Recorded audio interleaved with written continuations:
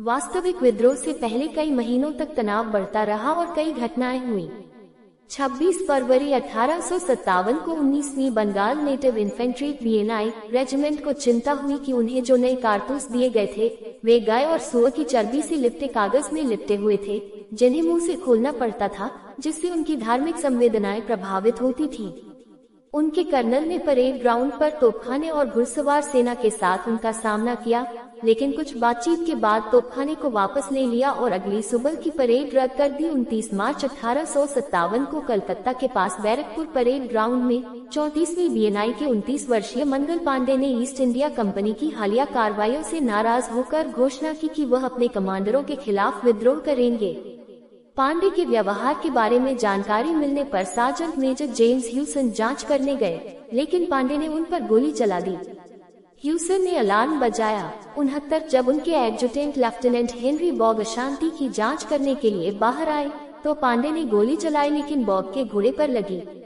70 general John Hershey जांच करने के लिए परेड ग्राउंड में आए और बाद में दावा किया कि मंगल पांडे किसी तरह के धार्मिक उन्माद में थे।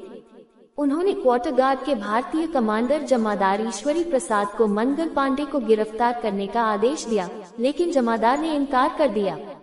क्वार्टर गार्ड और मौजूद अन्य सिपाही शेख पलटू नामक एक सैनिक को छोड़कर मंगल पांडे को रोकने या गिरफ्तार करने से पीछे हट गए। शेख पलटू ने पांडे को अपना हमला जारी रखने से रोक दिया। 70-71 अपने साथियों को खुले और सक्रिय विद्रोह के लिए उकसाने में विफल होने के बाद मंगल पांडे ने अपनी जान लेने की कोशिश की, अपनी बंदूक को अपनी छाती पर रखकर और अपने पैर के अंगूठे से ट्रिगर दबाकर।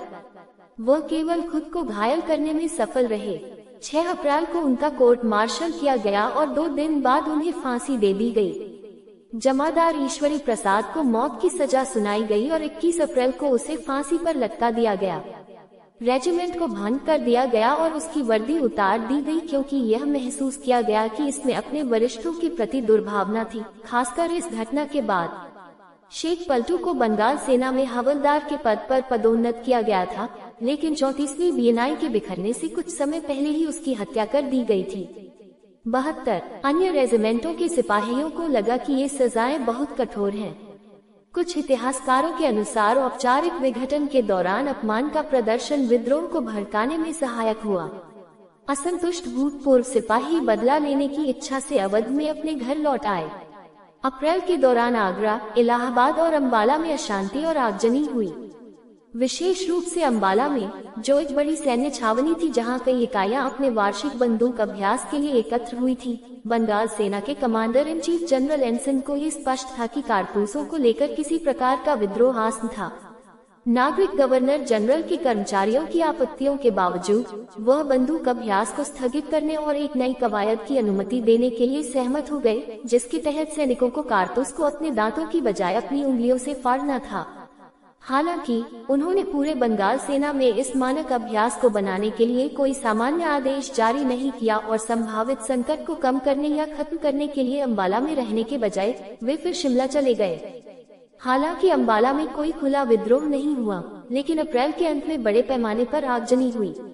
बैरक की इमारतों, खासकर उन सैनिकों की इमारतों में जिन्होंने इनफील्ड कारतूस इस्तेमाल किए थे, और ब्रिटिश अधिकारियों के बंगलों में आग लगा दी गई। मेरठ में एक बड़ी सैन्य छावनी, 2357 भारतीय सिपाही और 2038 ब्रिटिश सैनिक तथा 12 ब्रिटिश चालित तोपें तैनात थीं।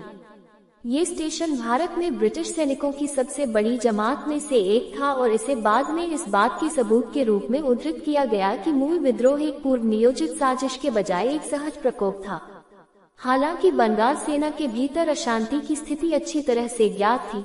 24 अप्रैल को lieutenant colonel George Carmichael Smith, तीसरे बंगाल लाइट कैवेलरी के सहानुभूतिपूर्ण कमांडिंग ऑफिसर, जो कि मुख्य रूप से भारतीय मुसलमानों से बना था, 74 ने अपने 90 लोगों को परेड करने और फायरिंग ड्रिल करने का आदेश दिया। परेड में शामिल 5 लोगों को छोड़कर अन्य सभी ने अपने कारतूस लेने से